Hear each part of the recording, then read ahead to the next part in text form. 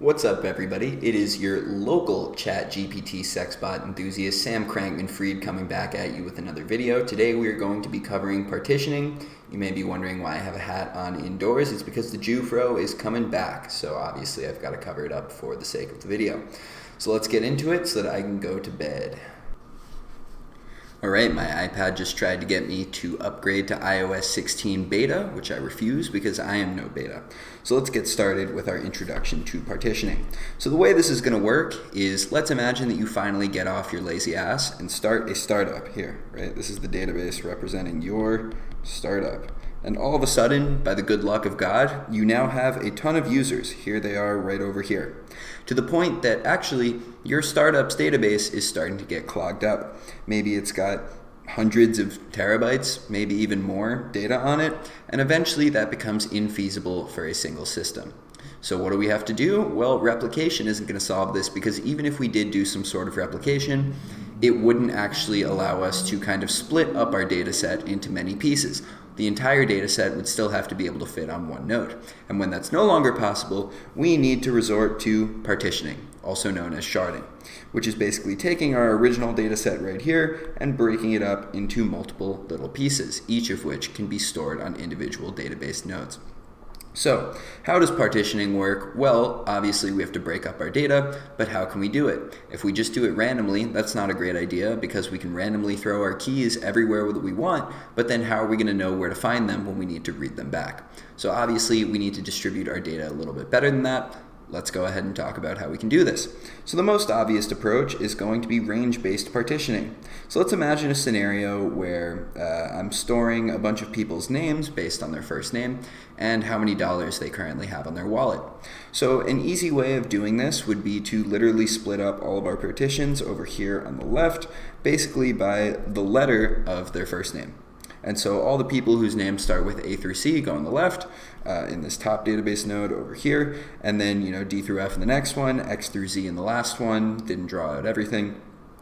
So what is a pro of this approach? Well, it's pretty obvious in the sense that when we have similar keys, they're going to be on the same node. And so if we want to do something like a range query, this is going to give us really nice data locality. Remember that all of these partitions are going to be on physically different computers, or at least some of them are likely to be on physically different computers. And what that means is that we have to read to multiple places over the network, which is going to slow us down. It's always optimal to be able to read from just one database node, and similarly, it's always optimal to be able to write to just one database node. So that is a big pro. On the other hand, there is a big con present, and that is going to be hotspots. So in reality, like I did with this example, probably not too many people have their first names starting with X through Z, at least in America. And so as you can see here, we've got 0 entries in the X through Z partition, which effectively just wastes compute for us. On the other hand, in the A through C partition, we've now got 5 names. And so what that means is that the A through C partition is known as a hotspot, in the sense that not only does it have more people writing to and reading from it, but it is also going to store significantly more data than the emptier partitions. And what that means is that we might even have to further partition this partition. So it would be great if we could shard in a more intelligent way, such that we don't have to do this. And out of this complication arises hash-ranged-based partitioning. Let me go ahead and scroll. Okay, so let's imagine that now, instead of just sharding by the first letter of your first name, we have this kind of arbitrary sharding at the bottom here on our left. You can see there are values from 1 to 250, 251 to 500, 501 to 750, and 751 to 1000. So let's imagine that the reason we're doing this is because we have a hash function which takes in a string, and it is going to return us a number from 1 to 1000. And so what we're going to do to actually figure out where to put a given key and value is we are going to take the hash of the key. So let's imagine we have Jordan is equal to 10. We're going to take the hash of it. Let's say that spits out 821, and then we'll find the node that corresponds to that hash range. So in that case, 821 is between 751 and 100, hence why we put Jordan equals 10 over there. So what are the pros of this setup? Well, the whole reason that we did this in the first place was to get rid of hotspots. And technically speaking, this does work pretty well with that. If it's a good hash function, it should distribute the keys relatively evenly around our hash range. On the other hand, of course, nothing is perfect, right? If I were to say, let's say I was running Instagram and I was trying to basically hash all of our posts based on the post ID, but then all of the comments were stored with each post ID.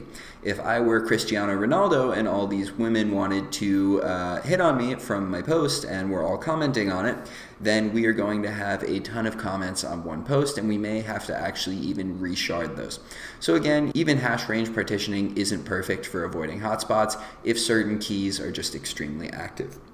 And then what is the con? Well, again, the main pro of range-based partitioning was that we get good range queries. And in the case of hash-based partitioning, we don't really. So what could we do to possibly rectify that situation? Well, we could use a secondary index. So we've spoken about secondary indexes a little bit in the past, I believe at least, but the general gist is a secondary index is an additional index to your primary index. It's a second copy of the data effectively, where you're just storing it in a different sort order. So let's talk about two possibilities of maintaining secondary indexes in a partitioned database, where the first one is known as local secondary indexes. So the problem I'm going to present to you guys is this. Let's say we have a database of NBA players, and right now they're sharded on their name. Let's just say it's a range of the names or something like that. But in addition to that, we also want to be able to shard on height. And so that is very important, that we need to basically store a second copy of the data. So in the case of a local secondary index, we basically take all of the data on a given node, and we would go ahead and store a second copy of it on that same node, ordered in the manner that we want. So in the case of shard 1, what that would look like is I would reorder it such that Muggsy comes first because he's 5'3". Then Allen would go second because he is 6 feet. And then Ja would come last because he's 6'3". And on shard 2, that secondary index would look like De'Aaron first, Vincent second, and LeBron third. And of course, these would all be keyed by their height. So that is going to be the most important thing there. So let's say I wanted to find all of the people who were 6'3". Well, it's very useful that we have this index, right? Because I can binary search on each node and quickly find that, we've got Ja is 6'3" on shard 1. But for me to find all of our NBA players who are 6'3", I still have to read from every single node and see that we've got a guy on both nodes. And the problem with that is, of course, again, that when you have to read from many nodes, things take longer. There are possibilities that that read may fail on one of the nodes, and ultimately there are just more points of failure that we have to deal with. So that is definitely a big con. On the other hand, the pro of this scenario is that when you make a write, you don't have to do any extra work, right? All of the additional work to create that secondary index is maintained on one single database node. That is, of course, in contrast with the global secondary index. Quite a useful thing, but also quite precarious. So let's talk about that a bit. So what we're going to do here is, instead of maintaining a second copy of the data on each node where all of the rows are local to that node, the global secondary index is basically going to take the entire index of all of the data in our system, regardless of what shard it's on, and then effectively shard that. So let's give an example. So similar to last example, we're now going to create a global secondary index of all those NBA players. So what we might do is say shard 1 is going to keep the global secondary index of all players that are 6'3" or less.